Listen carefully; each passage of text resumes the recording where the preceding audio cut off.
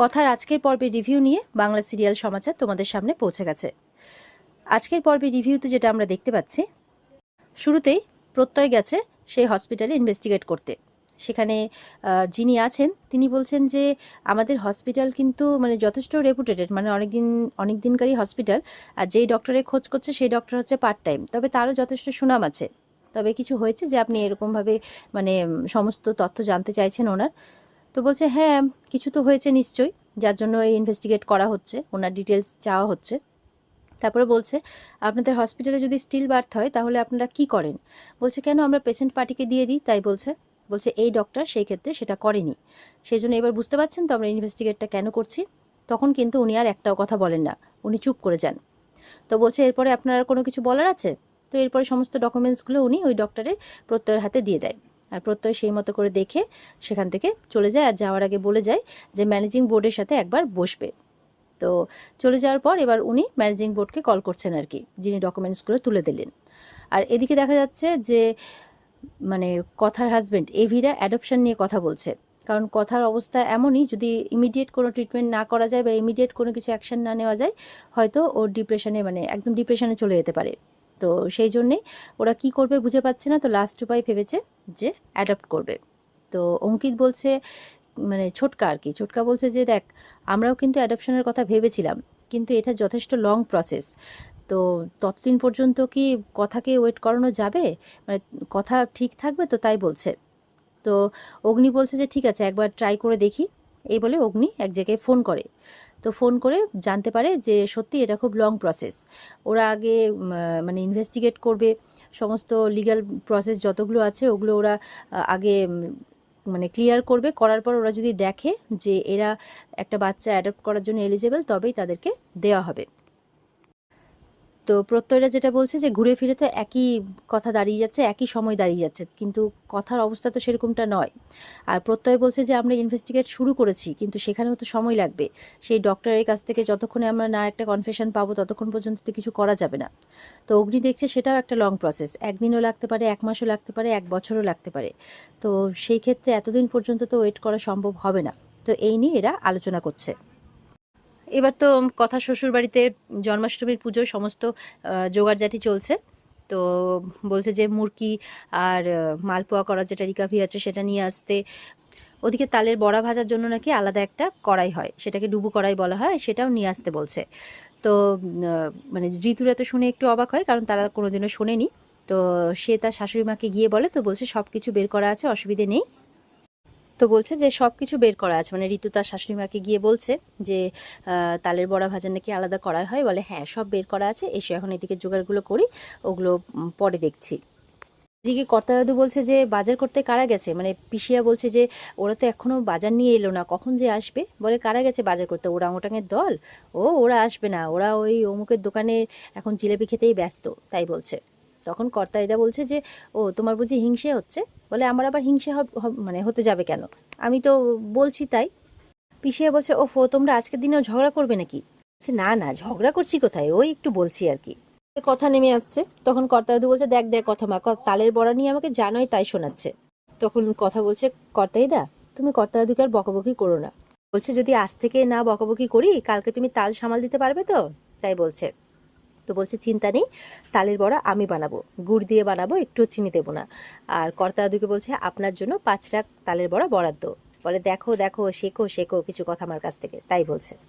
এদিকে দেখা যাচ্ছে প্রত্যয় ঋতুকে ডাকছে, ওদের একটু খুনসুটি তো চলতেই থাকে। তো প্রত্যয়ের হাতে জিলিপির একটা টুকরো আছে, আর ঋতুর হাতে জিলিপির একটা টুকরো, দুটো মিলালেই কিন্তু একটা হার্ট শেপের মতো হয়ে যাচ্ছে। বলছে যে আমাদের মিষ্টি ভালোবাসা। তখন আসে পিসিয়া, আর পিসিয়াকে দেখে দুটোই ভয় পেয়ে যায়। বলছে দেখেছিস তো, এই জন্য তোর পিঠে আমি ডালের কাঁটাটা ভাঙি, বুঝতে পারলি তো। তখন প্রত্যয় কী করে, সেই জিলিপিটা তার মায়ের মুখে দিয়ে দেয়, আর ওখান থেকে কেটে পড়ে। আর সে তো তখন জিলিপি খেতে থাকে, ঋতুও ভয় পেয়ে যায়, ঋতুকে তখন বলছে যাও, তাই বলছে। ঋতু চলে যায়।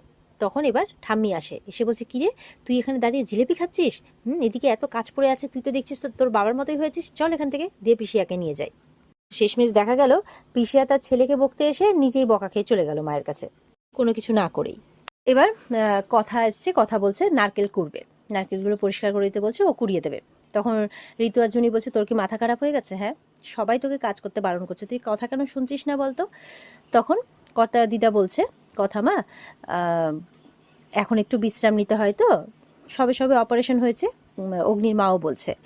তো কর্তা দিদা বলছে যে হ্যাঁ, এটাও ঠিক যে কাজকর্ম করলে মন ভালো থাকে, শরীরও ভালো থাকে। তখন কথার শাশুড়ি মা বলছে ঠিক আছে, তুমি তাহলে ভারী কাজ করো না, হালকা কাজ করো। আর পিসিয়া বলছে মাটিতে কিন্তু বসা যাবে না।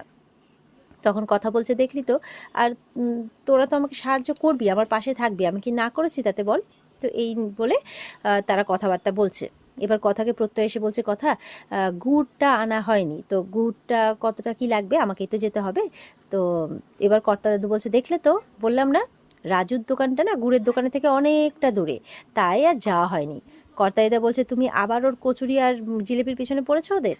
তখন এদিকে অঙ্কিত বলছে, এই দাদান মনে হচ্ছে যে তোর মতোই পুলিশ বা সিআইডি কিছু হয়ে উঠছে রে, বুঝে যাচ্ছে কি করে বলতো? এ নিয়ে কথাও হাসছে। ওপর থেকে দেখা যাচ্ছে মানে অগ্নি ইশারা করে ডাকার চেষ্টা করছে, কিন্তু কাউকে পাচ্ছে না। কথা যেতেই অগ্নি নেমে এসে অঙ্কিতদের বলছে, এই শোন, আমি একটা বন্ধুর সাথে কথা বললাম, বুঝলি, অ্যাডপশন নিয়ে একটা লিড পেয়েছি। এটা শুনে সবাই আনন্দ পেয়ে যায়, বলে চুপ চুপ, এখানে কথা বলা যাবে না, আমার ঘরে চল। এই বলে কথা মানে মানে অগ্নি আর কি, অগ্নি আর প্রত্যয় তো আগেই চলে যায়। আর অঙ্কিত এবার বাহানা করছে, এই শোন বুঝলি, আমার না একটা স্টুডেন্টের ফোন আসছে, ও এন্ট্রান্সের প্রিপারেশন নিচ্ছে, তো তো ওকে একটু কিছু বুঝিয়ে দিতে হবে, আমি না বরং ঘরে গিয়ে কলটা অ্যাটেন্ড করি, হ্যাঁ। এই বলে চলে যায়। আর এদিকে ছোটকা বলছে, হ্যাঁ আমিও তাহলে জামাটা ছেড়ে নিই, বুঝলি, এত ঘাম হয়েছে আর ভালো লাগছে না, যাই। এই বলে সব কটা উপরে চলে যায় অগ্নির ঘরে, যাতে কর্তা দাদু বুঝতে না পারে। এদিকে এবার প্রত্যয় শুরু করেছে তার ইন্টারোগেশনের কাজ। সেই ডক্টরকে নিয়ে আনা হয়েছে। আর ডক্টর একদম মাথা নিচু করে বসে আছে, বলে নাটক করবেন না, নাটক করবেন না, ক্রাইম করার সময় তো মাথা উঁচু করে একদম ক্রাইমটা করে ফেলেন, এখন মাথা উঁচু করে রাখুন, এরকম নাটক করবেন না। আর বলুন, বাচ্চাটাকে কি করলেন, বিক্রি করে দিয়েছেন? বলে দেখুন, আপনি শুধু শুধু আমাকে ব্লেম করছেন। বলে না না না, শুধু শুধু ব্লেম করছি না, আপনি বলুন, দেখুন আমি যদি আপনার কথা ধরেও নিই যে আপনি সত্যি বলছেন বাচ্চাটা মৃত, তাহলে সেই বাচ্চাটা কোথায়? সেই বাচ্চাটাকে তুলে দেওয়ার পেশেন্ট পার্টির কাছে তো আপনার দায়িত্ব ছিল। বলে না না, এটা কি বলছেন, সেটা আমার দায়িত্বের মধ্যে পড়ে না, দেখুন এটা তো হসপিটাল কর্তৃপক্ষের কাজ। না না ম্যাডাম, এটা আপনার দায়িত্বের মধ্যেই পড়ে। আর আপনি যে অপারেশনটা করেছিলেন পেশেন্টের, আপনি তো পরিবারের কাউকে জানানোর প্রয়োজন বোধ করেননি, পরিবারের পারমিশন ছাড়াই আপনি সার্জারি করে দিলেন।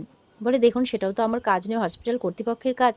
তখন বলছে যে ম্যাডাম, আমার মনে হচ্ছে আপনি এই প্রফেশনটাতে নতুন, তাই না? আপনার কথাবার্তা শুনে মনে হচ্ছে যে আপনি কিছুই জানেন না আপনার প্রফেশন সম্পর্কে, সদ্য নতুন জয়েন করেছেন। কিন্তু ম্যাডাম, আপনি হয়তো জানেন না যে আপনার টোটাল রিপোর্ট কিন্তু আমাদের কাছে আছে, টোটাল কিছু কিন্তু আমরা ম্যানেজমেন্ট টিমের কাছ থেকে পেয়ে গেছি। আর ইভেন আপনার ব্যাপারে আরও স্পেশাল মানে ইনভেস্টিগেট করে দেখা গেছে, এরকম কেসে নাকি আপনি এর আগেও জড়িয়েছেন, আপনার শাস্তিও হয়েছে, এমনকি জামিনও পেয়েছেন। কিছু মনে পড়ছে? তাই বলছে। প্রত্যয় বলছে দেখুন, সত্যিটা বলে দিন, বুঝতে পারলেন? হ্যাঁ, আপনার সাজার জন্য আমি বলছি না, কিন্তু সত্যিটা বললে যদি একটু সাজা আপনার কম হয়, সেই জন্য বলছি সত্যিটা বলে দিন। তো বলছে দেখুন, আগে যা শুনেছেন ওটাও মিথ্যে, এখন যেটা বলছেন এটাও কিন্তু মিথ্যে, তাই বলছে। আর প্রত্যয় দেখছে সোজাসুজিভাবে এই মহিলা শুনবে না। বলছে আপনি তাহলে সোজাসুজিভাবে শুনবেন না, তাই তো? তাহলে আমাদের কাছে কিন্তু অন্য উপায়ও আছে। তখন কিন্তু যারা মহিলা পুলিশ আছে তাদেরকে ডাকে। তো আপনি কি চান যে আমরা অন্য উপায় অ্যাপ্লাই করি? কর্তা দাদু বলছে এবার অঙ্কিতার জুনি গেছে, মানে গোপাল আনতে। বলে হ্যাঁ, আর বলবেন না, সব কথা মায়ের বুদ্ধি, যে শুধুমাত্র বড় বউই কি যাবে গোপাল আনতে, বাকি বউরা কি দোষ করলো, ওরাও তো সমান। তাই বলছে এই বছর তো অঙ্কিতার মানে জুনি মায়ের বিয়ের প্রথম বছর মানে হলো, তো প্রথম পুজো জন্মাষ্টমী বিয়ের পরে, তো সেই জন্য ওরা গেছে। এর পরের বার যেরকম ঋতুরা যাবে, তাই বলছে। দাদু বলছে কথা মায়ের মতো এরকম সাংসারিক বুদ্ধি কতজনের আছে। এবার তো সবাই গোপাল আসার অপেক্ষা করছে, জুনি ঋতু কখন আসবে। তখন সবাই হরে কৃষ্ণ কীর্তন শুনতে পায়, বুঝে গেছে যে গোপাল চলে এসেছে।